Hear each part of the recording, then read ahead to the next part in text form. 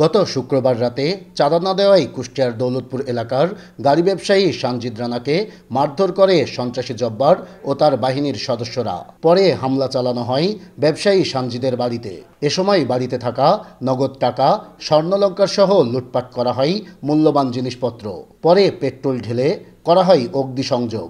এরপর থেকে প্রাণভয়ে আত্মগোপনে রয়েছে ব্যবসায়ী সানজিদ রানা। চরম আতঙ্কের মধ্যে দিন কাটাচ্ছে তার পরিবার। সানজিদের পরিবারের দাবি, সন্ত্রাসী জব্বার বাহিনীকে 10 লক্ষ টাকা চাঁদা না দেওয়াই ঘটিয়েছে এমন ঘটনা। চাঁদা চাইছিল, এখন গাড়ি চাইছিল। আমার ছেলে বলেছে গাড়িকে তো কে কামে দিব, আর টাকা তো কে কামে দিব, আমি ইনকাম করি ভাত খাই।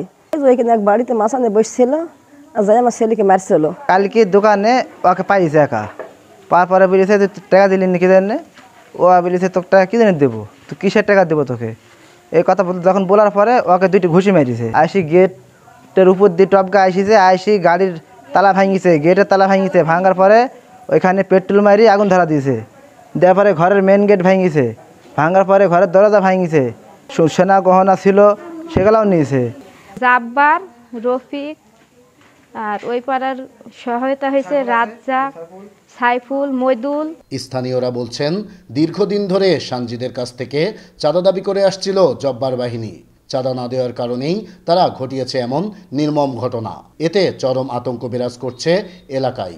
চাঁদা দেয়নি, সেজন্য বাড়িতে আগুন নাগা দিয়েছে, দিয়ে বাড়িতে সব লুটপাট করে নিয়েছে। মেন গেট ভাঙছে, ঘরের দরজা ভাঙছে, এখানে অনেক টাকা ছিল, এরপরে সোনার গহনা ছিল অনেক মেয়েদের, এগুলা তারা লুটপাট করে নিয়ে চলে গেছে। পুলিশ বলছে, বিষয়টি খতিয়ে দেখে জড়িতদের বিরুদ্ধে আইনগত ব্যবস্থা নেবেন তারা। এলাকায় আইন শৃঙ্খলার যাতে অবনতি না হয়, আমি সহ স্থানীয় আমার পুলিশ প্রশাসন সেখানে সার্বক্ষণিক ব্যবস্থা গ্রহণ করে। ক্ষতিগ্রস্ত সানজিদকে বলা হয়েছে যে এই বিষয়ে মামলা দায়ের করার জন্য, উনি মামলা দিলে আইনগত প্রসেস গ্রহণ করা হবে এবং তার যথোপযুক্ত আইনি সহায়তা প্রদান করা হবে। চাঁদা দাবি ও অগ্নিসংযোগের ঘটনায় সন্ত্রাসী জব্বারকে প্রধান আসামি করে দৌলতপুর থানায় ব্যবসায়ী সানজিদ রানা এজাহার জমা দিলেও এখনও কাউকে গ্রেপ্তার করতে পারেনি পুলিশ। নাইদা সান্তিতাস, দেশ টিভি, কুষ্টিয়া।